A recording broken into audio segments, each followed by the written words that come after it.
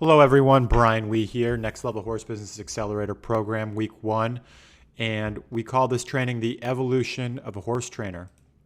And what we're going to cover today is the anatomy of a horse business failure versus success, and also talk about the optimal evolution of a horse trainer's career. So, Charlie Munger, who is Warren Buffett's business partner, he says, all I want to know is where I'm going to die so that I'll never go there. And we're going to talk about this training about, pitfalls that you can look out for, because sometimes in business, it's helpful to know what not to do. So we're going to talk a little bit about that in this training. And basically, most business failures that I've studied are rooted in selfishness.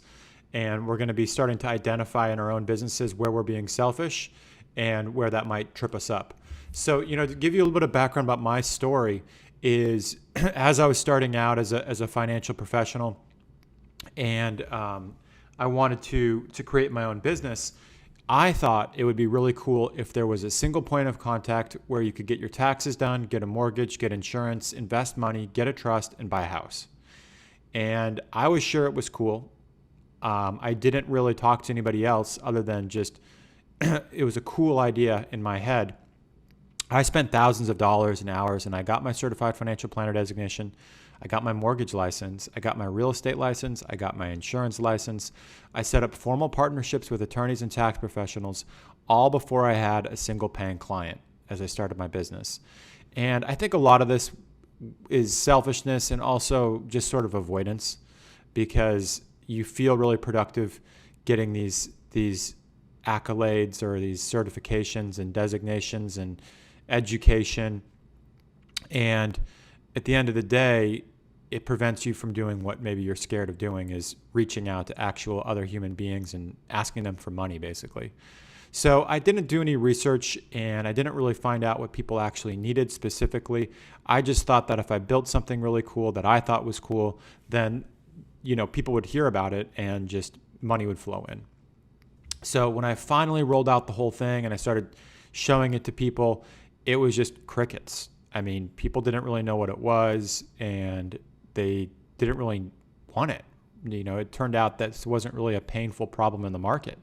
It wasn't like people were upset with having to go to a different human being to get a mortgage, and then a different human being to do their taxes, and a different human being to invest their money. That wasn't something they complained about. And honestly, the people that I wanted to help, who were horse trainers specifically, they had a different set of problems. They weren't looking to consolidate all those relationships. And so, I decided to do something a little bit different. I picked this niche of people that I cared about, horse trainers, and I interviewed hundreds of them about what they needed. And then I simply built what they told me they needed. And I only acquired the skills that I needed to build something to help them get the results they wanted. And the only thing I cared about was that I got them the results they had asked for. So it was a totally different mindset here of just using common sense. And, it's also the difference between kind of the world of academia and just helping people. And, where I got incredible results was when I took this new approach. And, being really academic, it doesn't hurt at the end of the day to have some of that knowledge, but this is really where the rubber meets the road and things got fun, because now I just started building programs and getting the skills and the tools to just get people results. And the more I do that, the better I do. In terms of just focusing on what do other people need and how can I get them results, and to stop thinking about myself. I kind of see the same failure manifest itself in a lot of horse trainers, and it's potentially the same selfishness that I have in myself, where, horse trainers develop this unique skill set, and they think that the market should just reward them for their resume. And they may have spent a lot of money, working with, top trainers, clinicking with top professionals, and really buying top horses that taught them unbelievable feel and skills. But the market doesn't just automatically reward that. And I've talked to a lot of people too, and they go out and they start getting more and more. They're like, I'm going to go get more training, and I'm going to get more certifications to set me aside. And I work with people that maybe they start getting other certifications that maybe the market doesn't really care about. They get all kinds of things, learning how to do myofascial release and working on the horse and body work and working on the riders, and they're going to go back and get this and get that. And the reality is the market does not care about your resume, who you rode with, or what qualifications you have. They only really care about your ability to get them from point A to point B, like we talked about. So if those trainings help you to get people from point A to point B, then you should be getting them. And I'm always investing in new trainings and always developing myself with new secret weapons that I can give to my clients. But it's just the sequence of things. You want to find clients first and then go out and continue to get skills that will help you become better at servicing those clients. That's what I believe. Versus the other way around, you end up sort of, developing and picking up all these things that, the market's not going to really reward you for. So I hope that concept really makes sense to you. One last pitfall that I see a lot too is extreme judgment, especially towards other people's business success stories. So if you find nothing but fault in others' successes, then you will find it very difficult to be successful, because deep down you will worry that others will judge you as you are judging them.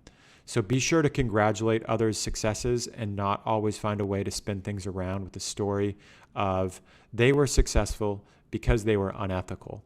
So as we study other horse trainer success stories, I want you to be careful, because this sort of happens every single time I bring one up, is people just start shooting them down left and right. And it's kind of interesting because it's going to make it really hard. And I think that there's a lot of times this sort of mindset trap in people's heads where they want to shoot it down because if it was possible to be very successful, then they would have done it, right? So to not shoot down somebody else's success is actually to turn around and admit that you're not being smart about the way you're setting things up, or you're not reaching your full potential, which is actually a great place to be.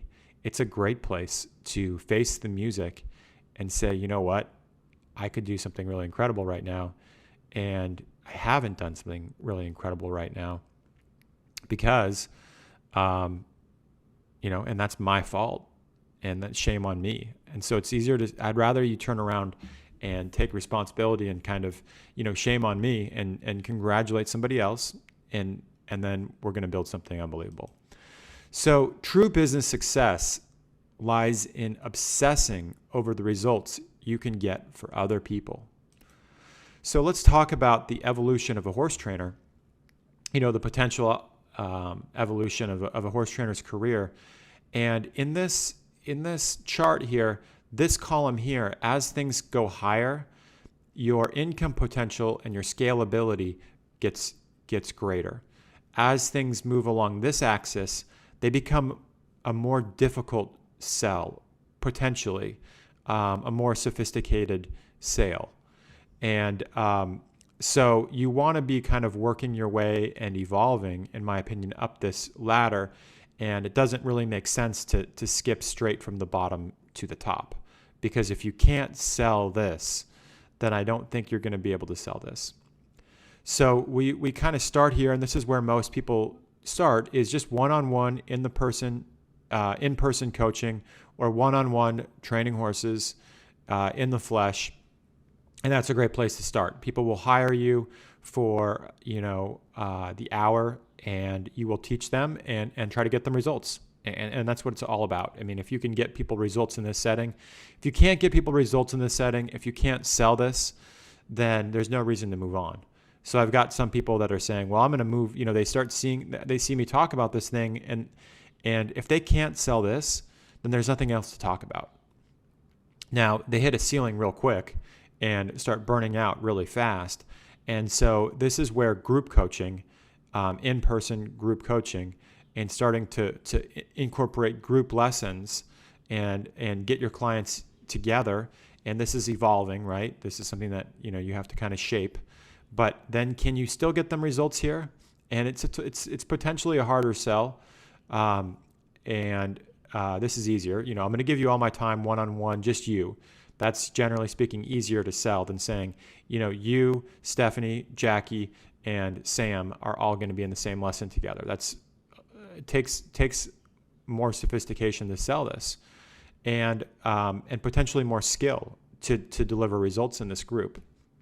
Just a quick word of advice too, though. You also might find that the energy and the flywheel starts spinning as you start doing individual to group lessons, because a student joins a group lesson program and they add value to a fun community. The community gets more fun, and you start, people are joking around and watching each other learn, and it actually brings energy to your community. The community gets stronger and more fun. Students get better results because they can learn from other people's mistakes, and they can,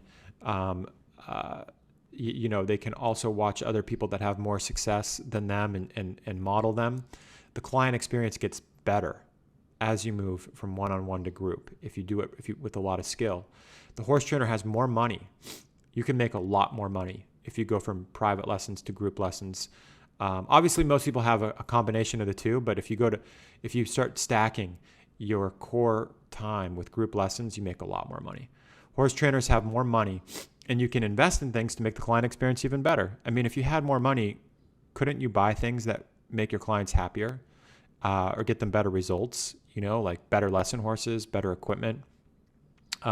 You should always be investing too. Now that you have this community, you want to be constantly investing. Like maybe you get schooled by somebody once a week who's better than you. And so, you up your game. And that's going to, as you're upping your game, as the community's getting stronger, then, more people are going to join. And it starts getting faster and faster and faster. That's kind of what I mean by making sure that you have this flywheel in place. So we'll call that the group lesson flywheel.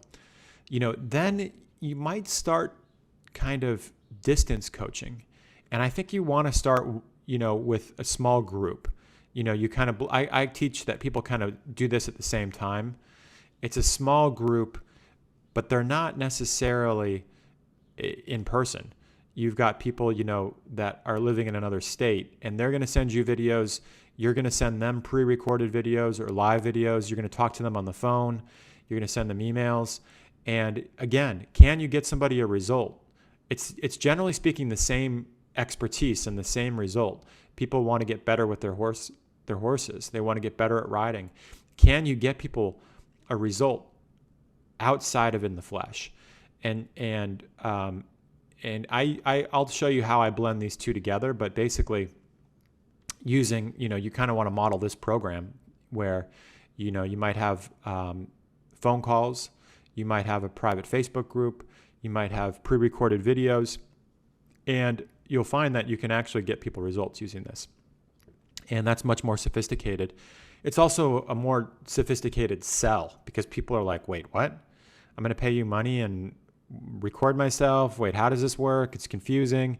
So, but if you can channel your expertise into something like that, your income potential, right? Not necessarily your income, but your income potential, it changes because you can work with a lot more people and you can start working with people all over the world. I have clients doing this and they're literally marketing all over the world. Anyone that speaks English, which is a lot of people, and is into horses, which is actually a lot of people. So the thing, things kind of start to change here as you move up this ladder. But again, I've got people that can't sell this down here, and they're already talking about this, which is fine to talk about it, but you gotta work your way up this ladder. And finally, information products might be something where there's not even any any coaching involved with it from a distance. It's just pure, pre-recorded videos and worksheets, let's just say. And you may never even talk to your client. You might just create this information product and people might just buy it and get great value from it. But if you develop that information product, those videos, after really working your way through this ladder, they're going to be much better.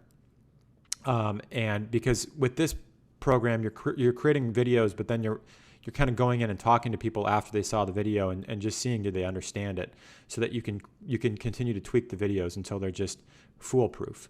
Then it can become an information product. And also, the smart horse trainers are starting to incorporate teacher training and information products and working that together. And I can show you a little bit more about what that looks like. So an information product here, it might just be pure pre-recorded videos, whereas group distance coaching, it might be, one-on-one calls, conference calls, and there's sort of interaction between people are posting stuff in a Facebook group and you're responding to that. And so whereas a pure information product, there's no response. This is a great place. I love this place to spend your career. You can have great income potential. You can have huge impact, and you can have your eye on this. It will just naturally happen. I think if you understand the sequence, things can just organically happen as you get, just obsess over getting people results. Then and if you're aware of this progression, it's going to happen. It can happen pretty naturally. So, let's just kind of look over that again. One-to-one private lessons, let's just say you charge somewhere between $50 to $200 an hour. That's the economics. Scalability is like a 1 out of 10, right? You can't really scale it. And it's just your one-on-one time in the flesh. So one thing I want you to keep in mind is all of this is to achieve the same result.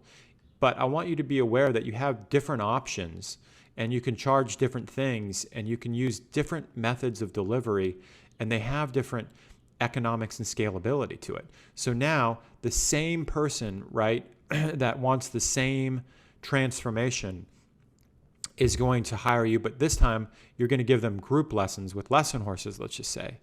And your economics is you might make $300 an hour now because you're charging $50 a lesson, but you have 6 people in the lesson. And I've got people doing this and they love it. Your scalability, increases 500% if you can do this, right? These don't get hung up on the exact numbers because it obviously just depends on your situation, but you should definitely notice that you double, triple, quadruple, 5x, or more your hourly rate when you can do this, and therefore your scalability. And at this point, I've got people that are using assistants. If you have group lessons with lesson horses, you can start to use an assistant to teach this, which is kind of crazy.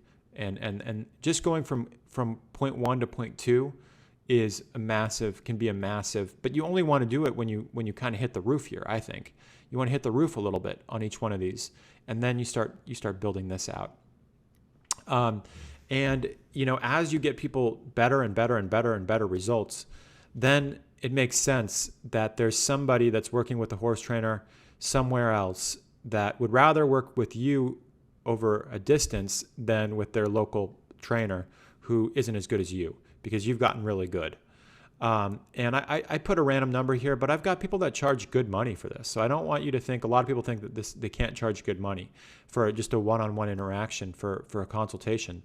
But you can structure it if you run a really good strategy session and really get people to price this on the value you can give them rather than your time, which is huge, right? Pricing on the value of something is incredibly important. So you might, come across somebody and they have a massive problem and you can fix it. And you're like, look, I fix that all day, every day. And for you, it's a huge problem. For me, it's something that we fix, before lunch. So you could just say, what's it worth it for you to really fix this once and for all? How important is this to you? How long have you been struggling? How many lessons are you buying and not solving this? I'll tell you what, we can work out a package and it's going to be $1,000 and you're going to get a weekly phone call for 3 months. I'm going to give you exercises to solve. I want you to be sending me videos of what's going on. So, I mean, you can structure this. This is just a random number, $1,000, but I want you to know that, like, you can charge thousands of dollars for this consultation, and you can offer them phone calls. You can get on a screen sharing software where you can just have them send a video, and then you can just break it down what they're doing wrong in the video. A Pixio is a robot video camera, and you could help them get set up with that. You could create videos, and it's pretty profound. Like, you might start off with these one-on-one consultations. And again, if you get this person a result and you get a testimonial, it's like your income potential, and you've just opened a whole new door and a whole new level in your horse business. Then similar to going from one-on-one private lessons to group lessons in the flesh, you could start potentially starting to do this in a group. And this is what I do, right? You still might offer people a one-on-one call, but you have a Facebook group, clients only Facebook group. You might have live in-person events that people fly into. You build out a content portal with your pre-recorded videos and worksheets, and you might have group conference calls or Facebook Lives. That's your method of delivery. But I want you to keep in mind, these are all the same expertise and the same transformation. People want to get better with horses.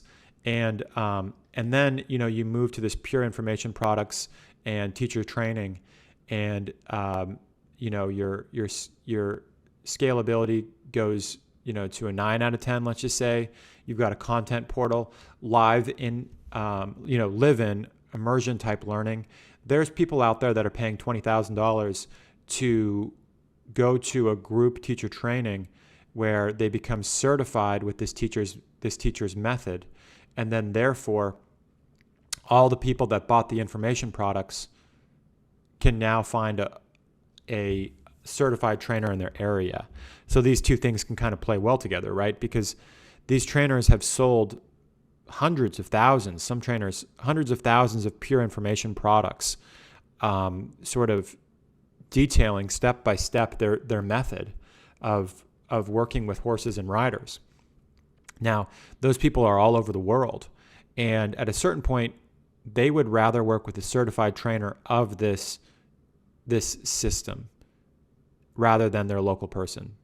After they've seen this, the way that this trainer works with horses, they don't want to work with their local trainer who has a different method. They want someone that is in this method. So therefore, it makes sense that you can charge somebody $20,000 and then send them back to their area, because you might say, listen, in your area, there's about 100 people that are dying to work with the trainer in person. And if you're certified by me, then you can go work with them, and they'll work with you, and they'll hire you and love you.